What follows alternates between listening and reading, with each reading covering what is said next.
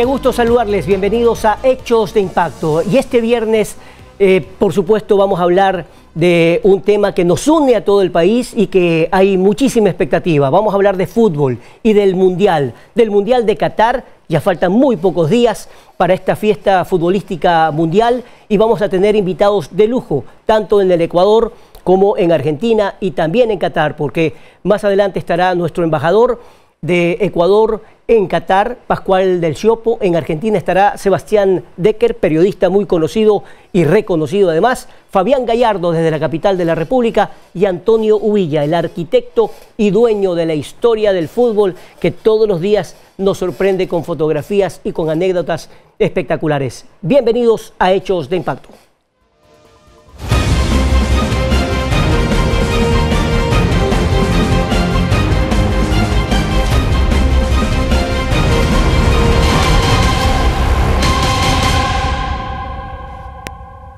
Saludos cordiales, ya están en pantalla dividida nuestros invitados.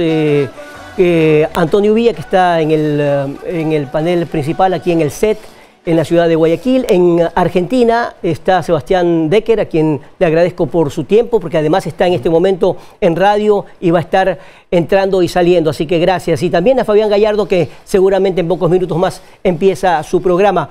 Más adelante estará el embajador Pascual del Ciopo, a quienes les agradezco. Hablemos del Mundial. Antonio, qué gusto tenerte nuevamente en un panel, porque ya hemos hecho algunos programas en conjunto. Yo no soy precisamente un periodista deportivo, pero soy definitivamente un amante del fútbol y todo lo que significa el deporte, porque también, menos mal, lo practico.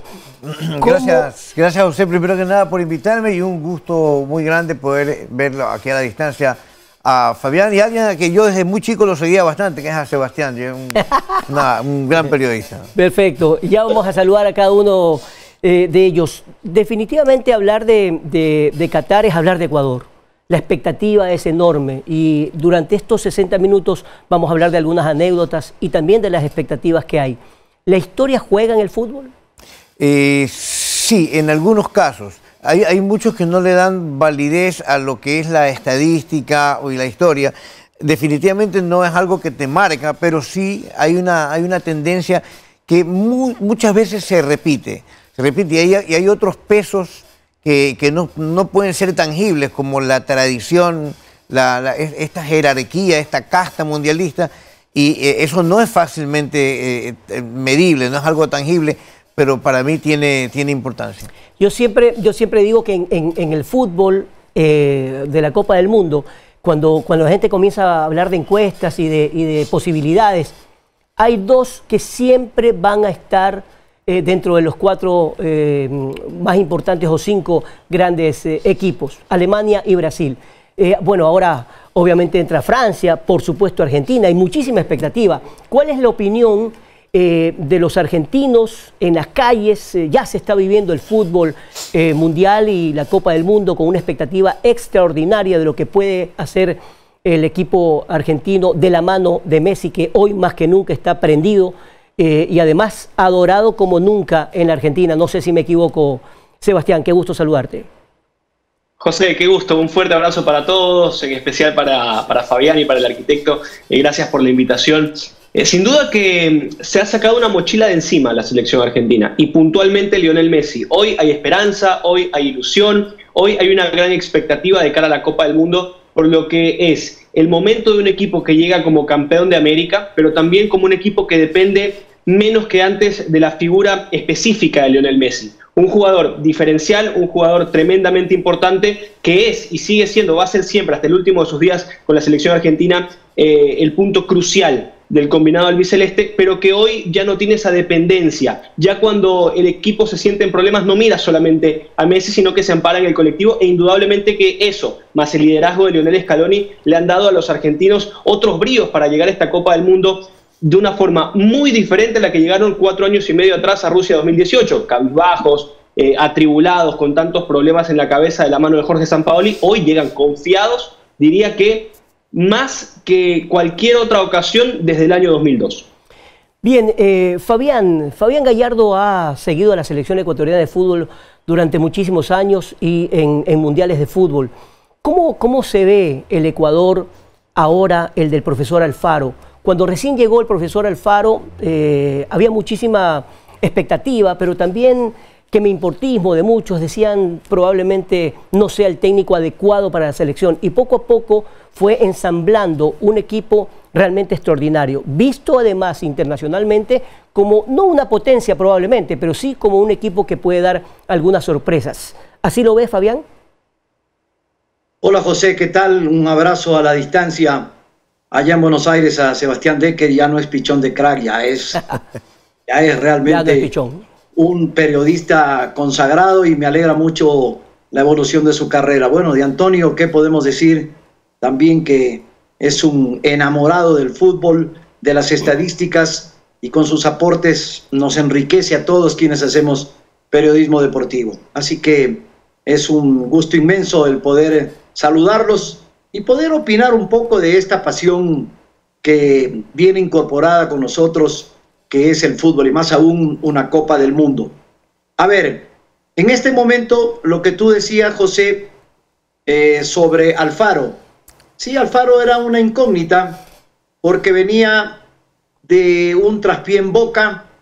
Ecuador no tenía el rumbo determinado, ya que había existido un intento de golpe de Estado en la Federación Ecuatoriana de Fútbol, y primero se ilusionaron con Klinsmann cuando decían que el gobierno de Lenín Moreno iba a apoyar la contratación.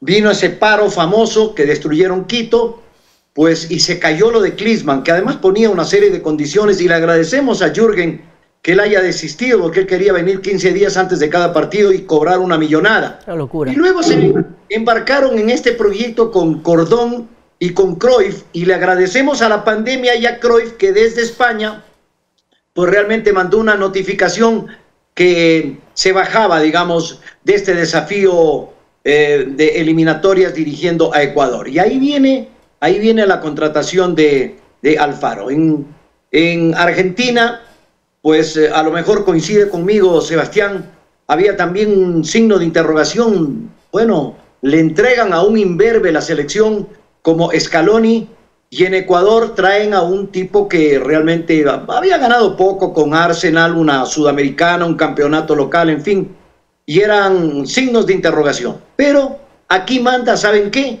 La convicción y el trabajo.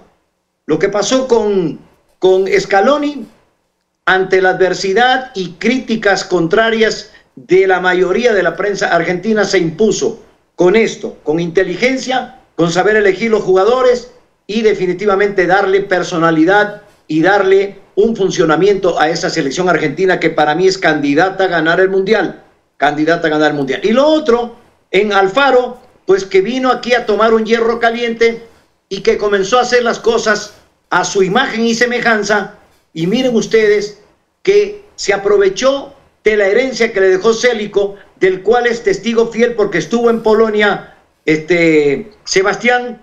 Y ese material fresco, nuevo, con hambre de gloria, lo adaptó a su sistema, y ahora tenemos selección hasta para, no exagero, 2 o 3 eliminatorias. Entonces hicieron bien las cosas allí, y eso coadyuvó para que estemos en nuestro cuarto mundial. A propósito de eso, y me gustaría, obviamente, la opinión de todos, les voy a contar una anécdota que es muy importante. La verdad es que no la había pensado en decirla, pero ya que tocas el tema, Fabián, quiero decirlo. En esa época, cuando la Federación Ecuatoriana de Fútbol estaba totalmente dividida, con ese intentón de golpe de Estado, que no solamente dividió, sino afectó a la imagen del Ecuador, porque era realmente terrible lo que se hablaba de la Federación en aquella época, sin técnico, sin posibilidad de contratar a alguien de prestigio internacional, como los grandes técnicos de las otras selecciones. Cuando llamaron al profesor Alfaro, yo estaba como asesor de la Federación Ecuatoriana de Fútbol en materia de comunicación estratégica, no estaba ejerciendo el periodismo, y la verdad es que me encantó ese trabajo, tuve casi 1 año y algo, y pude conocer de cerca cómo fue ese contrato, y no solamente al profesor Alfaro, sino a su equipo. Y hay que hablar de Gabriel Wainer. Gabriel Wainer es un periodista, conocedor de fútbol, técnico, trabajó de la mano de grandes técnicos en la selección argentina, y por lo tanto unió a un equipo técnico que realmente han hecho un trabajo extraordinario y ahí están los resultados. Ahora, ¿qué pueda pasar en el Mundial? Esa es otra cosa, pero quería contar esa anécdota. Ahora bien, entremos de lleno a lo que significa Qatar.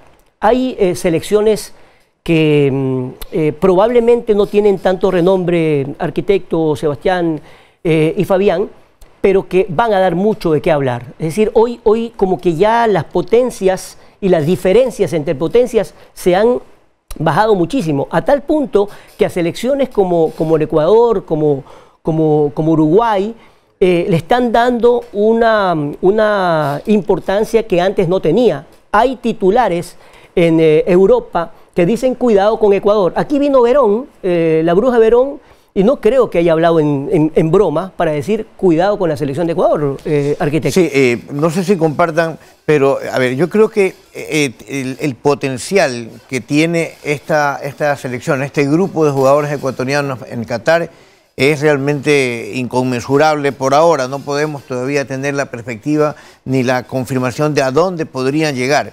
Pero recordando 2002, 2006 y 2014, ninguna otra llegó con este potencial.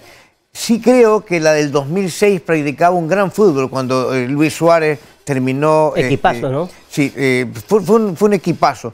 Esta para mí tiene más potencial que la de Suárez en el 2006. Claro, tiene que demostrarlo, porque también hay que reconocer que ha sido una constante histórica en el fútbol ecuatoriano, que normalmente no te juegan o no te dan 3, 4 partidos consecutivos de buen fútbol. Pero tal vez esa selección, y ustedes obviamente conocen mucho más de esto, pero tal vez esa selección del 2006 era mucho más potente en materia de gol. Es decir, tenía goleadores brutales, ¿no? Tenía a Tenorio, el propio Caviedes, el Team Delgado. Es decir, tenía un frontón brutal y en la media cancha había mucha experiencia y también gente que golpeaba. A diferencia que ahora tiene un fútbol muchísimo más rápido, con más dinamismo, pero tal vez esa potencia de gol es la que como que nos hace dudar un poco. Sí, correcto. Yo creo que, por ejemplo, comparado con el 2006, para hacerlo muy rápido, no entrar en tanto detalle, tenemos más arqueros que en el 2006. Alexander Domínguez, que a mi juicio debe seguir siendo el titular de la selección, es más que lo que fue Mora o lo que era Mora en el 2006. La defensa, yo creo que esta defensa es muy sólida. La otra era realmente, yo creo que podría estar parejo el nivel de la defensa de 2006 con la del 2022. En el medio campo yo creo que esta tiene más potencial. No porque la otra no haya sido una gran línea de volante, pero esta yo creo que lo que puede llegar a terminar siendo Moisés Caicedo y no sé, Gonzalo Plata, cuando lo vemos, para mí es un irresponsable del fútbol, porque él piensa que está jugando en el barrio con los amigos y está jugando por la selección, está jugando partidos eliminatorios y es un artista en la cancha. Yo creo que algo mejor está. ¿Cuál es el análisis que se hace desde Argentina a la selección ecuatoriana de fútbol? ¿Cómo nos ven realmente, Sebastián? Da la sensación, José, de que este es un equipo tremendamente competitivo por cómo se ha ido formando. Hoy el mundo habla de Ecuador como un equipo con roce internacional, un equipo con muchos futbolistas por debajo de los 25 años a los cuales las citas importantes no les pesan. ¿Por qué? Porque son jugadores acostumbrados ya a esta altura, a muy corta edad, a la Premier League, a la Liga, a la Bundesliga, a la Liga Francesa, jugadores acostumbrados a medirse con los mejores futbolistas del mundo fin de semana tras fin de semana, algo que al fútbol ecuatoriano le costó mucho recorrer como camino. No fue sencillo, hubo algunos jugadores que esporádicamente se metieron en ese selecto grupo. El mismo Antonio Valencia pasó una década metido en ese grupo siendo capitán del Manchester United y levantando trofeos, pero esa fue la excepción a la regla durante una década. Hoy vemos jugadores como Moisés Caicedo, Piero Hincapié, Gonzalo Plata, Pervis Estupiñán, futbolistas que se han ido muy jóvenes y a los cuales la responsabilidad de mostrarse en el escaparate más grande, que es el escaparate europeo, en ningún momento les ha pesado. Nunca se han sentido chiquitos frente a ese contexto. ¿Por qué? Porque están a la altura, porque han sido bien formados en el aspecto técnico, porque han llegado con otra mentalidad, una mentalidad triunfadora, una mentalidad distinta a la de otras épocas, y sobre todo porque han tenido determinación y decisión para acoplarse a estos requerimientos, a estas condiciones y a las exigencias tan importantes que tiene el primer mundo del fútbol. Por eso Ecuador se lo ve como un equipo competitivo, porque tiene jugadores instalados en el primer mundo del balompié. Ahora, antes de irnos a la pausa comercial, me gustaría, y no brevemente, analizar el grupo de Ecuador, porque muchos dicen, a ver, jugar contra Qatar, bueno, es un paseo. Nada que ver. Los que realmente vemos el fútbol con otra óptica y hacemos el seguimiento de las estadísticas de lo que ha ocurrido en las eliminatorias, tenemos un equipo diferente que ya lo voy a pedir que por favor Fabián nos analice. Senegal igual, y qué decir de Holanda, que normalmente ha sido un equipo apabullante, que no sé por qué, realmente cosas del fútbol, no es campeón mundial. Fabián. Y mira, ventajosamente nosotros nos toca debutar con no digo el más débil del grupo porque sería irrespetuoso, pero un equipo con el que podemos estar mano a mano. No nos correspondió en el calendario sino ser selección que inaugure una Copa del Mundo, que además es fabuloso porque todo el universo va a estar pendiente del partido de arranque, porque la ceremonia previa y todo lo que conlleva el inicio de una Copa Mundial.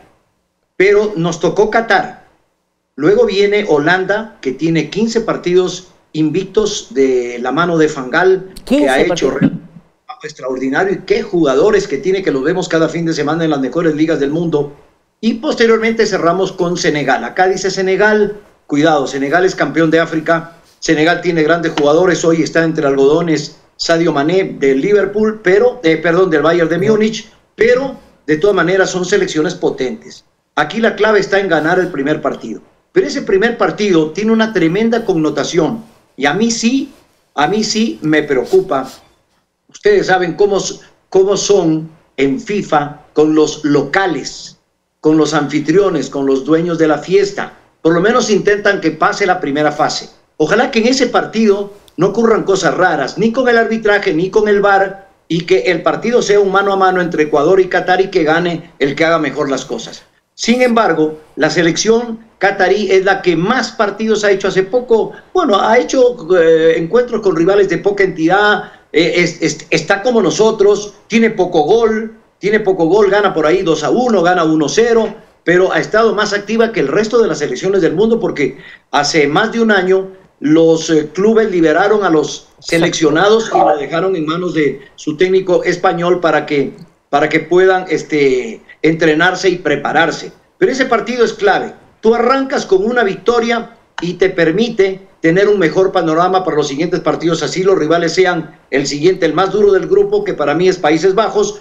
y posteriormente la selección de Senegal. Así que Ecuador tiene que enfocarse en que el primer encuentro, para no estar con el agua al cuello o con la soga al cuello, que hay que arrancar con una victoria frente a la selección qatarí. Además, Ecuador va a jugar contra la historia, porque normalmente, o mejor dicho, nunca, en el partido inaugural, el debutante, pero el equipo anfitrión ha perdido según las estadísticas. Vamos a la pausa comercial y vamos a romper eso. De eso se trata. Vamos a conversar de algunas anécdotas de los mundiales y le tengo una sorpresa, Antonio Uvilla. Ya regresamos.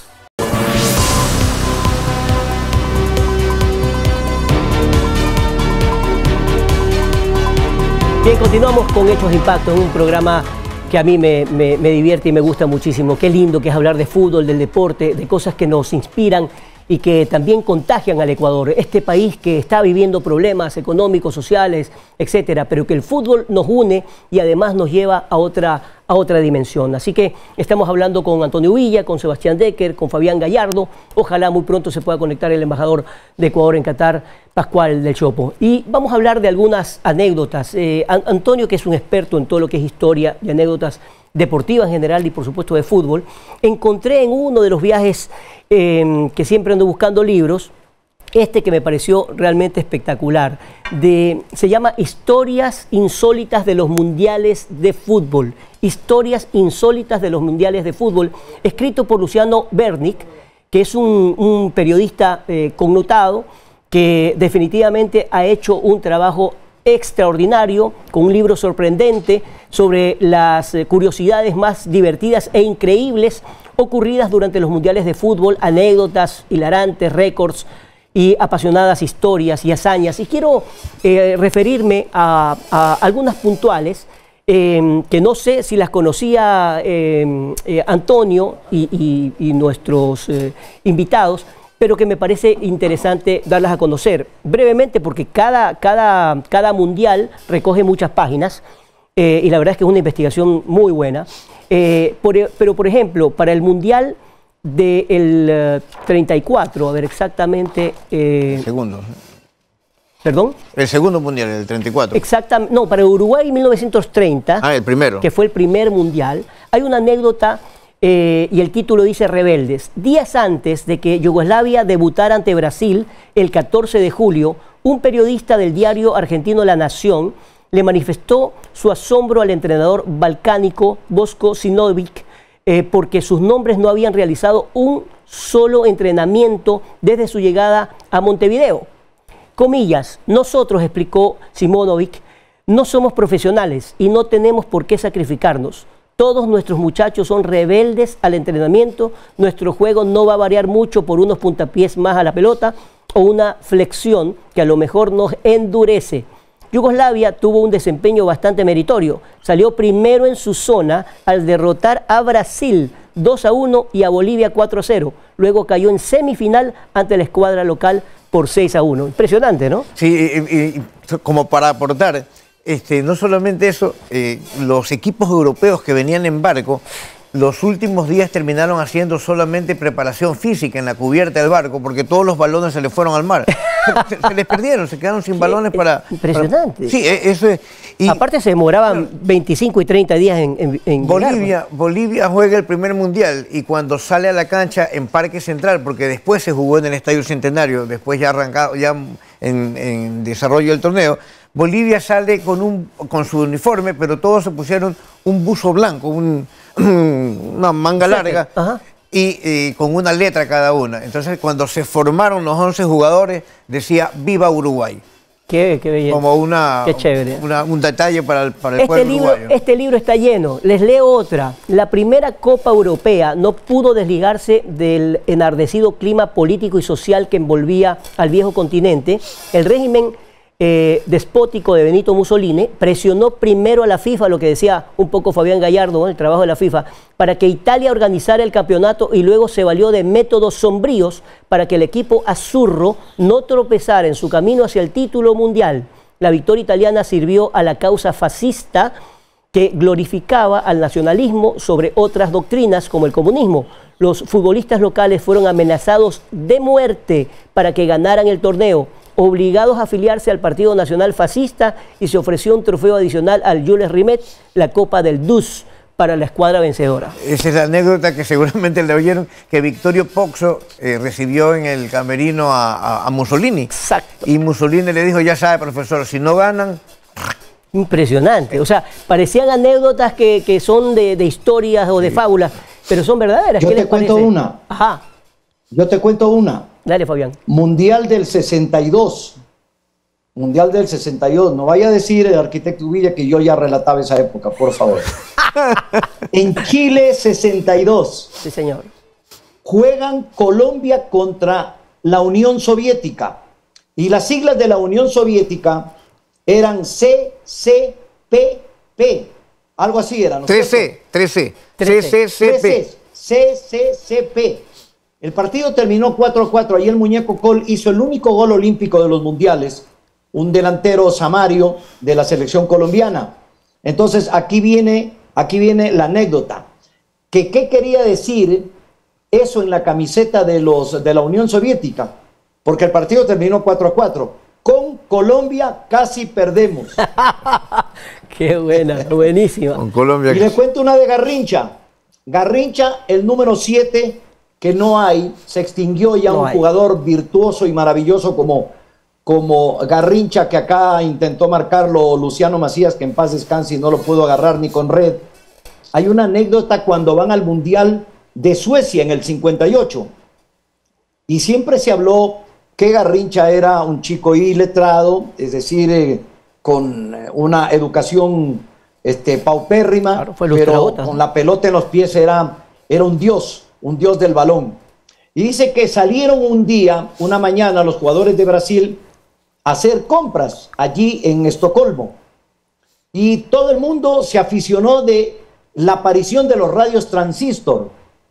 Entonces todo el mundo ahí empezó a comprar, desde Pelé, todos compraron radio.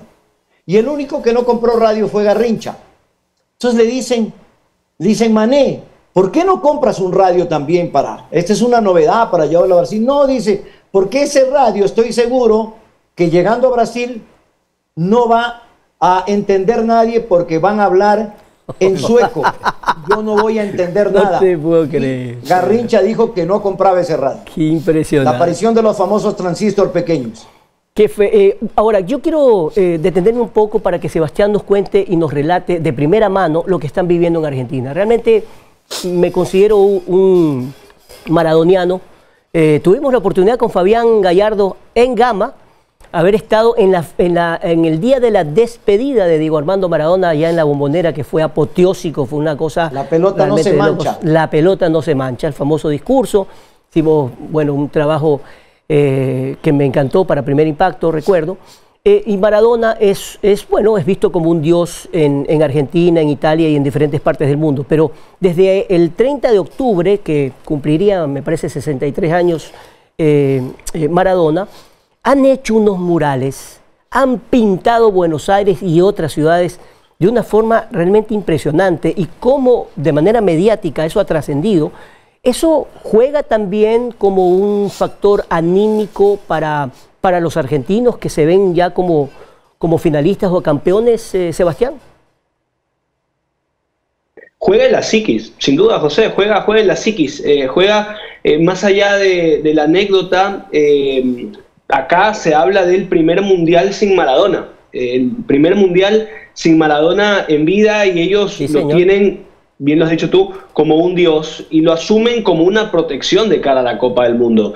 Maradona es más grande en este país que cualquier otro personaje político, quizás, salvo que Perón, quizás, salvo que Alfonsín cuando volvió la democracia, pero Maradona es una religión para los argentinos. Y el que no esté Maradona en esta Copa del Mundo por haber pasado a otra vida, está claro que a ellos les da una sensación de protección. Después, creo que la cuestión futbolística, el cómo se ha desarrollado este equipo, lo que decía Fabián, el carácter que le ha brindado Scaloni a este grupo de jugadores, pesa más que eso. Pero en la psiquis, en la cabeza del argentino, está instalada la idea de que siendo el primer mundial sin Maradona, tiene muchas similitudes con el equipo de Bilardo del 86, que si bien ese equipo llegaba sumamente cuestionado, a diferencia de que llega con mucha solidez, pueden, ¿por qué no?, terminar en el mismo momento y en la misma situación de levantar la Copa del Mundo. Hay mucha ilusión,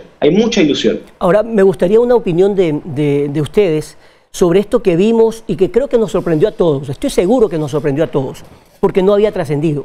Cuando uno de los canales ha pasado toda la historia, una serie de 3 documentales de Messi, cuando ganaron la Copa América, ver esa arenga de Messi en el camerino, cuando siempre se le dijo pecho frío, que no se ponía la camiseta, que era un jugador que jugaba bien pero no en la final, etc. Todo eso creo que sorprendió al mundo al ver la forma como contagió de esa emoción brutal, y mucha gente dijo, ahora entendemos por qué realmente ganamos ese partido. Además, una final en Brasil frente a Brasil. No sé qué opinen ustedes, arquitecto. Sí, yo creo que definitivamente el momento del fútbol argentino está en una cúspide muy importante. Yo no sé si llega con igual de expectativas que la del 2002, que fue dirigida por Bielsa. Esa selección se paseó en Sudamérica en la eliminatoria y era un equipazo. Esta tampoco perdió en toda la eliminatoria.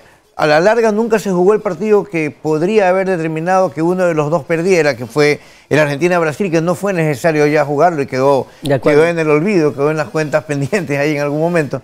Pero yo creo que Argentina tiene esa... Yo no sé si Argentina tiene el Batistuta del 2002, pero en cambio tiene una generación de jugadores con una dinámica, que es lo que ahora más o menos impera, digamos, en el fútbol, porque ya desde fines de los 90 el fútbol sudamericano comenzó a producir, por decirlo de alguna manera, jugadores para el régimen de fútbol en Europa. Exacto. Ya no tanto la habilidad, el juego cadencioso, más virtuoso y mucho más en la parte física, ¿no?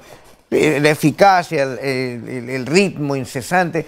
Y es una muestra esta Argentina de ese proceso de producción, por decirlo de alguna manera, repito, de jugadores para la actualidad. Fabián. Mira, creo que Argentina, después del 86, el equipo de Bilardo, que pues queda luego vicecampeón en Italia, perdiendo la final con ese penal de Breme ante la selección alemana, que de paso pues se tomaba el desquite de lo que pasó en el Azteca. Exacto. 4 años antes. La mejor selección para mí que ha armado Argentina y que lamentablemente venía enrumbada, dispuesta a instalarse en la final, fue la de Estados Unidos 94. La de Canigia, la de Chamot, la de Balbo, la de Maradona. Maradona en pleno. Ese equipo, dirigido por el Coco Basile, estaba para ser campeón. Pero luego vino lo que aconteció con Maradona, que lo suspendieron y ese equipo anímicamente se vino al piso. De allí en adelante, la selección argentina no se pudo realmente armar de acuerdo a la capacidad o capacidades de sus futbolistas hasta que apareció Bielsa, pero luego se queda en primera fase en el 2002 y eso fue lamentable. Y en los últimos tiempos lo que ha hecho Scaloni tomar talentos de distintos tableros y armar realmente un auténtico equipo con gran funcionamiento, y coincido con Sebastián Decker, se parece a los equipos de Bilardo, más no a los de Menotti o a los de Bielsa, con esa intensidad y esa ida y vuelta. Es muy ordenado, tiene individualidades, y es por esto que Argentina tiene la selección a su pueblo muy optimista, pensando que ellos van a volver el 20 de diciembre con la tercera Copa Mundial, porque Scaloni ha hecho un trabajo excepcional. Reitero, la del 94 fue la mejor. Luego sucedieron otras participaciones en mundiales que fueron grises y que Argentina no pudo consolidarse como una potencia, que lo es indiscutiblemente a nivel mundial. Antes de ganar la Copa América Argentina, para hablar un poquito más de Argentina, habían conseguido 4 finales, pero no podían ganarlas, hasta el punto que las perdieron por penales con Chile. Por eso, la frustración era brutal. Sí. Es decir, obtuvieron la máxima calificación, pero al final se caían. Luego de romper... ¿Qué es lo que queda, José? Lo que queda es el logro. Y Chile, bueno, ha sido campeón en la definición por penales y nadie se acuerda de la selección argentina, que eran muy buenos equipos también. Porque Sabela también armó un gran equipo en Brasil 2014 y se quedaron también con ese gol de Goetze que definitivamente pues acabó con las aspiraciones campeoniles para Sudamérica, porque no ganamos un mundial, porque el último fue Brasil en el 2002 y ahora esperemos que la revancha se dé en Qatar, que sea un sudamericano el que levante la copa. Ahora, también es especial este mundial porque en diferentes partes de deportes, en diferentes actividades, estamos viendo una época en la que ya lamentablemente se va a terminar.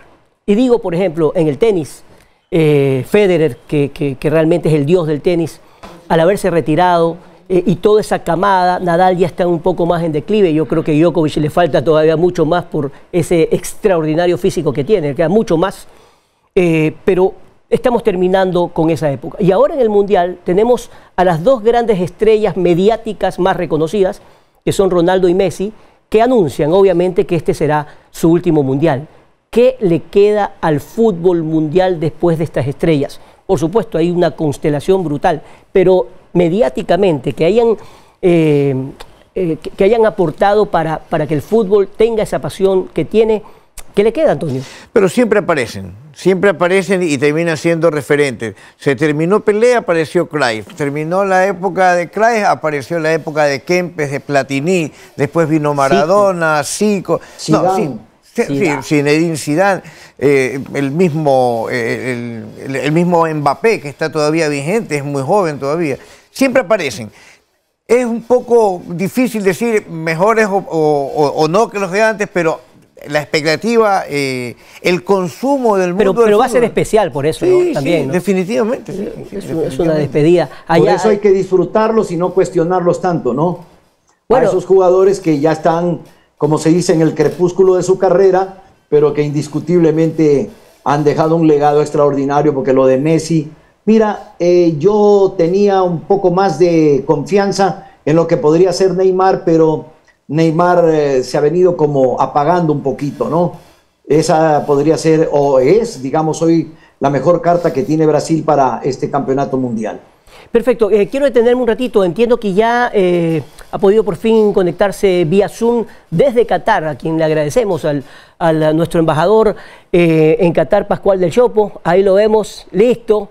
Qué gusto saludarlo. Allá son 8 horas más y entiendo que hoy es un día no laborable en Qatar. Qué gusto saludarlo, embajador. ¿Cómo está? ¿Cómo le va? Hola, sí, ¿cómo estamos a todos? Muy buenos días, tardes, noche, depende de a qué hora salga el programa. Efectivamente, aquí es un día fin de semana. El viernes y sábado es el fin de semana, como el sábado y domingo para nosotros en el sector del mundo occidental. El fin de semana empieza el viernes, el sábado, y el domingo es día normal, es día un lunes para nosotros, trabajo, y es el día más concurrido al trabajo porque todo el mundo sale a las 7 de la mañana a trabajar.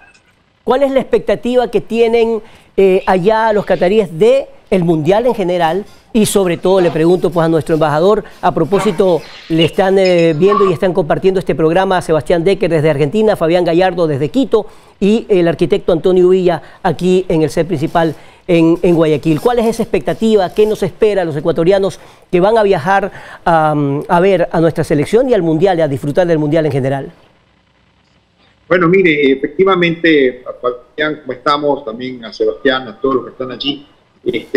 Primero, aquí en Qatar se vive el Mundial desde hace muchos meses atrás, pero definitivamente el Mundial se inició de manera oficial el 30 de octubre, hace unos días atrás, con la firma de los balones de fútbol. Ahí estuvo todos los embajadores de los países clasificados. Firmamos los balones en el Qatar National Center, Convention Center, y ahí se da el inicio a todas las actividades del Mundial. Aquí hay un ambiente de fiesta. Ya llegó la selección de Japón, ayer llegó también ya la selección de Estados Unidos, ya está llegando la selección de Suiza el día de hoy, la de Dinamarca, la de Ghana también llegó anoche, y ya prácticamente el ambiente es totalmente de fiesta futbolístico, del Mundial, de FIFA, del Campeonato Mundial. El malecón, el Corniche está cerrado, ya solamente se ha convertido en una avenida peatonal, y obviamente los shows y los conciertos y los entretenimientos también han empezado desde algunos días atrás. ¿Qué recomendaciones le hace usted a la gente que ya está empezando a preparar las maletas para viajar a disfrutar del Mundial en general y por supuesto de nuestra selección? Mire, yo estoy convencido que todos los que van a venir a Doha, a Qatar, para el Mundial, van a disfrutar, a los que han ido en otros mundiales, quizás el mejor mundial hasta el día de hoy que puede haber dado la historia de los mundiales. Es un país que se ha preparado desde algunos años atrás para dar un espectáculo tanto de recibimiento en hoteles, en estadios, en acogida, en trato a los turistas, y definitivamente al mundo una ciudad como Doha totalmente desarrollada. Y mi consejo para todos es que vengan sintiéndose libres. Las restricciones son muy pocas. Todo lo que se ha dicho muchas veces en las redes sociales no es verdad. A los malls pueden ir de manera con vestidos normales, no hay estas exigencias que se dicen en las redes sociales.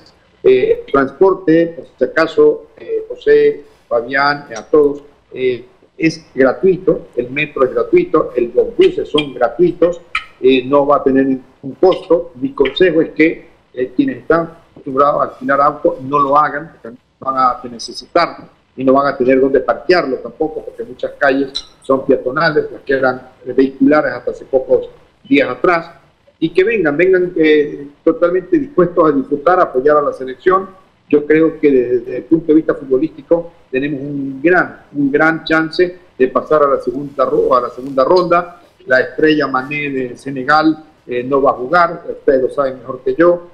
Yo creo que la selección de Qatar, si bien es cierto, es local, pero les falta mucha experiencia frente a la ecuatoriana, y yo creo que tenemos ese gran chance de pasar a la segunda ronda. Ojalá que lo hagamos de primero y no de segundo, porque ustedes saben que si lo hacemos de segundo, lo más probable es que el rival sea Inglaterra, pero si lo hacemos primero, va a ser un rival mucho más fácil. Entonces, puede ser Estados Unidos, puede ser Wales, ¿no? Impresionante, Pascual, ya todo un experto en fútbol. Todo un experto en fútbol. Pascual, una consulta que seguramente me están haciendo por mensajes y que obviamente yo también la tengo. ¿Cuál es el presupuesto diario mediano que debería tener un ecuatoriano promedio para el Mundial? Tomando en cuenta que quien va al Mundial no se debe sorprender de nada, porque solamente hablando de pasajes aéreos ya estamos viendo cuánto cuesta, ¿no? 3.500, 4.000 dólares por persona. Pero el promedio diario para lo que significa alimentación, etcétera, ¿cuánto podría ser? Sin hotel, unos 150 a 200 dólares diarios, no más, pero con hotel unos 450. Para tener unos, no de 5 estrellas, quizás de 4, pero de 3 a 4 estrellas. Ahora, aquí lo bueno de Qatar, de este país, es que los hoteles de 4 estrellas son como de 5 en otros países. Entonces también esa es una ventaja, y que por lo tanto el hospedaje es un hospedaje moderno, nuevo, tiene muchos años la mayoría de los hoteles, porque es realmente una ciudad que se ha desarrollado en los últimos 20 años. Entonces, es más, el hotel más antiguo, diríamos, por ponerlo de esta palabra, tiene apenas 22 años de construido, el más antiguo de la ciudad de Doha.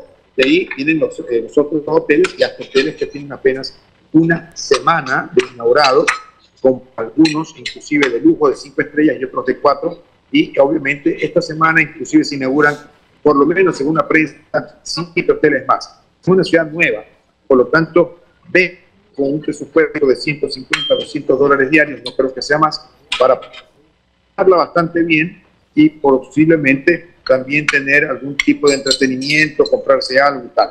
Por favor, me gustaría, Fabián, si es que tienes alguna pregunta para el embajador, luego Sebastián y el arquitecto.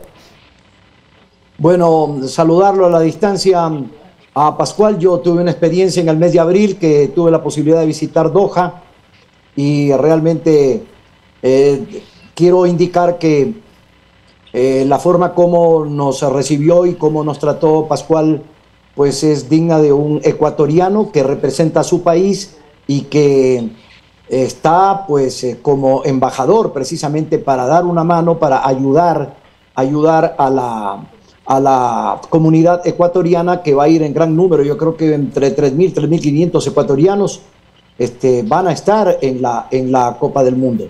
De todas formas, sí sería conveniente, Pascual, indicarle al ecuatoriano que está siguiendo este programa cómo va a estar dispuesta la embajada para en determinado momento, por una cuestión de emergencia, pérdida de documentos, etcétera, etcétera, qué pasos deben dar los ciudadanos ecuatorianos teniendo una embajada abierta como es la de Qatar y que usted la preside, para solventar cualquier tipo de situaciones que se presenten.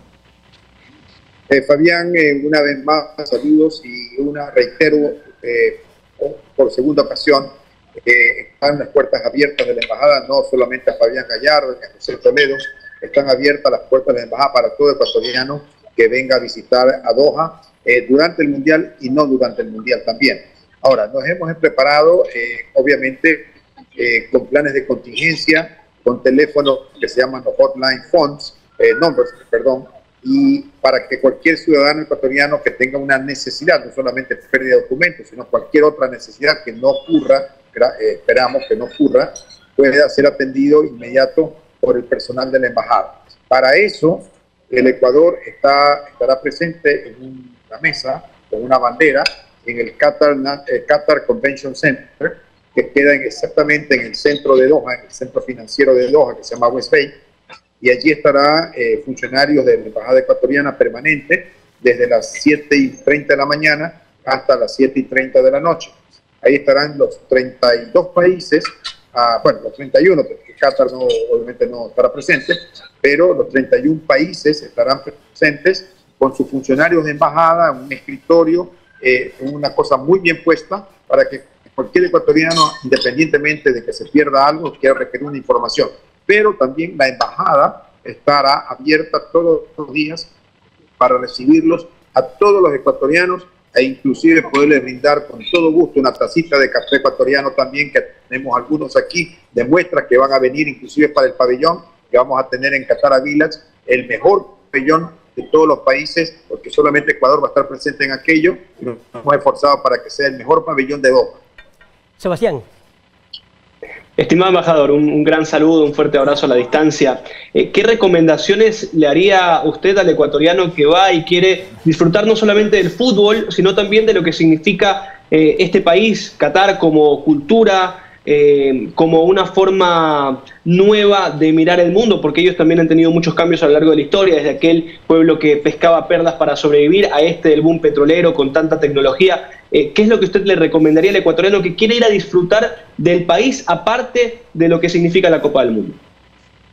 Bueno, primero, en parte turística, les recomiendo 3 cosas fundamentales que no se las pueden perder, ¿no? Hacer un grupo e irse a hacer el paseo de las dunas, que es una experiencia interesante con vehículos Toyota Land Cruiser o Nissan 4x4 para el paseo de las dunas, cerros, montañas grandes de arena, que son una experiencia interesante. De ahí montar a camello, que es parte del paseo a las dunas, viene incluido en algunos casos, para que se suban en camello, tengan la experiencia de subir, de montar y andar en camello por algunos minutos. De allí la visita al mercado artesanal, al mercado clásico de Doha, que es el Subwaki, que quizás Fabián, que estuvo, ya lo habrá conocido, pero ahora es muchísimo mejor, más bonito y mejor arreglado. Y obviamente también los museos. El Museo Islámico vale la pena que se lo visite, el museo, el Qatar National Museum también. Son museos que el uno da inclusive la historia de Qatar y el otro da la historia de la religión islámica y de la cultura islámica en todo el Golfo Arábico. Además, que también hay un sitio para visitar que lo recomiendo, es los Dhows. Los Dhows son barcos de madera antiguos donde se buscaban y los cataríes iban a buscar las perlas, pues hoy por hoy están para los turistas, para poder recorrer parte del Golfo, ¿no? Y del Golfo que pertenece inclusive a Qatar y poder ver la ciudad de Doha desde afuera. Pero, insisto, hay algo que es combo. Visitar el pabellón de Ecuador en Qatar Cultural Village es sumamente importante porque, aparte de visitar el pabellón de Ecuador, que va a estar muy bonito, van a visitar el centro cultural de la ciudad de Doha, el Qatar Cultural Village, más abierto y más grande que hay en esta región. Confirmado, más grande que los de Kuwait, más grande que los de Emiratos Árabes, más grande que algunos, inclusive que el de Jordania.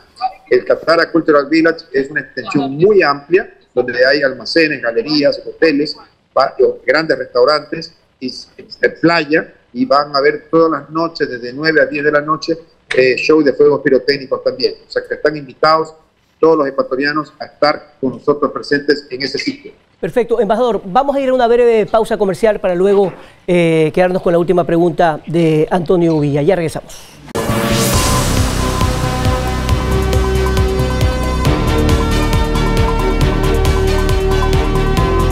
Bien, continuamos con Hechos de Impacto, hoy viernes 11 de noviembre, hablando de fútbol, hablando de la expectativa mundial y teniendo invitados de lujo, desde Qatar, desde Argentina, desde Quito y aquí en Guayaquil. Antonio, su pregunta a nuestro embajador. Primero que nada, un saludo, un gusto a la distancia. A Pascual lo conozco hace mucho tiempo porque también vivía en el sur de la ciudad. Eran vecinos de barrio. En su época, claro, éramos cercanos. Así es. La pregunta es futbolera. A mí me gusta muchísimo esto de lo futbolero. Esta selección, ¿qué le despierta a Pascual? ¿Cuál es el referente que usted ve en la selección? ¿A quién lo tiene como la expectativa para que sea el que nos dé grandes satisfacciones? ¿De quién le gustaría gritar un gol en el partido inaugural? Bueno, primero, muchísimo gusto de volverte a ver a los tiempos, ¿no? Saludos. Estamos unos años más, pero en todo caso seguimos, ¿no? Activos, y eso es lo más importante. Mira, la selección ecuatoriana, independientemente de lo que nosotros como ecuatorianos creamos, Aquí en Qatar, en la ciudad de Doha, para los cataríes es una selección de alto riesgo para ellos. Ellos lo ven como un partido muy difícil. Ellos conocen que es una selección joven, que es una selección rápida, que conocen perfectamente los partidos amistosos, la falta de gol, pero están convencidos que una cosa son los partidos amistosos, eso es lo que inclusive ellos opinan, y otra cosa ya es el partido en serio, que será el 20 de noviembre. Además, Qatar también no ha tenido buenos rivales, o sea, rivales de alto nivel en los partidos preparatorios. Los han ganado, sí, pero son selecciones que tampoco son de alto calibre. O sea que, por lo tanto, saben con quién se van a enfrentar el 20 y tienen sus temores y grandes temores. Para mí, yo creo que poder cantar el gol de Ener Valencia, un gol de Gonzalo Plata, para mí sería espectacular. No, desgraciadamente no viene Byron Castillo, como eso sería pues el broche de oro, no, que Byron venga y mete pues ya sería lo máximo.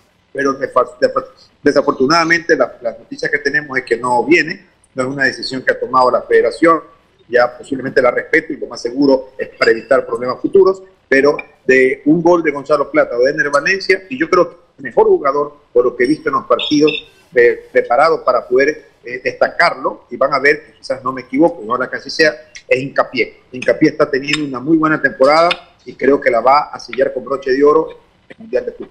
Tenemos 2 minutos, me gustaría, por favor, en 30 segundos cada uno de ustedes, ¿qué tanto va a afectar a la imagen del Ecuador por un lado, también lo que pasa con el propio jugador Castillo, si es que va o no va al Mundial, Fabián? Mira, ese es un tema que lo está resolviendo y tienen plazo hasta el lunes la Federación Ecuatoriana de Fútbol sobre si inscribir o no a Byron Castillo. Con todos los inconvenientes y esta incertidumbre en su informe que emite el TAS, para mí yo creo que lo conveniente es que no se inscriba a Byron Castillo. Estamos realmente con una advertencia por parte de el TAS. Ecuador debe blindarse. Ecuador está, como se dice, con tarjeta amarilla, y lo más conveniente es que en esa lista de 26, lamentablemente, un gran jugador es Byron Castillo, no deba ser inscrito, porque podríamos tener situaciones posteriores lamentables y con mayor sanción, con mayor castigo, porque ahora han sido magnánimos los del TAS con el fútbol ecuatoriano. Bien. Ecuador y la federación tienen que desvirtuar la afirmación que hacen ellos, que hacen válido el pasaporte, pero más no los datos que constan en el pasaporte. Y si estamos con esta advertencia de parte del TAS, creo que lo más conveniente es que Byron Castillo no sea inscrito en la nómina de 26 para la selección ecuatoriana. Una resolución absolutamente extraña que no se termina de entender totalmente. Sebastián, tu opinión. Coincidiendo desde el punto de vista deportivo y legal con Fabián, quiero solamente agregar una cuestión. Sea cual sea la decisión, hay que cuidar a la persona, a una persona que ha tenido que sufrir mucho por este mismo caso a lo largo de los últimos años. Sabemos que la psiquis del jugador es bastante frágil. Hay casos por montones. Robert Enke en su momento tuvo que pasar por algo tristísimo que dejó sufriendo no solo a su familia, sino a todo el fútbol alemán, por poner un caso solamente sobre la mesa. Entonces, lo importante que es cuidar la mente del jugador y a la persona, sea cual sea la decisión de llevarlo o no a la Copa del Mundo. Antonio. Sí, yo comparto el criterio de Fabián, no debe ser inscrito. Lo que no comparto es el criterio de algunos, no digo de todos. Yo creo que para que el TAS haya llegado a tomar esa resolución, tiene que haber tenido pruebas contundentes e irrefutables que le lleven a esa decisión. Habrá que ver si hay la factibilidad después en una instancia superior, en una corte federal, me parece que es el nombre, en federal en Suiza, si se podría pedir la nulidad, porque el fallo no es apelable. Correcto. Bien, antes de terminar, sí, efectivamente yo me quedo con lo mismo, con lo que decía Sebastián. ¿Cuánto debe sufrir? Yo recuerdo plenamente un partido en Quito, cuando Byron Castillo jugaba para Barcelona y lo expulsaron, y después de que fue expulsado, fue una reyerta, no quería jugar, salió llorando. Después se publicó que psicológicamente estaba muy afectado. Ahora imagínense, llegar al Mundial, haber sido despedazado por las redes, perseguido en Colombia, en Chile, etcétera, y ahora que no pueda ir al Mundial. La verdad es que hay que tener muchísimo cuidado. Además, es un jugador que está jugando en una liga muy complicada que es en México. En todo caso, que todo sea por el bien de Ecuador y por la imagen, que hay que cuidarla y muchísimo. Pascual, le dejo con sus palabras finales, con el agradecimiento, por supuesto, de su tiempo y además la invitación general que usted nos hace a todos los ecuatorianos y en general a todos los extranjeros que van a ir allá a Qatar. Qatar, como le dice usted. Bueno, primero, una vez más, los brazos abiertos para todos mis compatriotas que van a venir a Doha.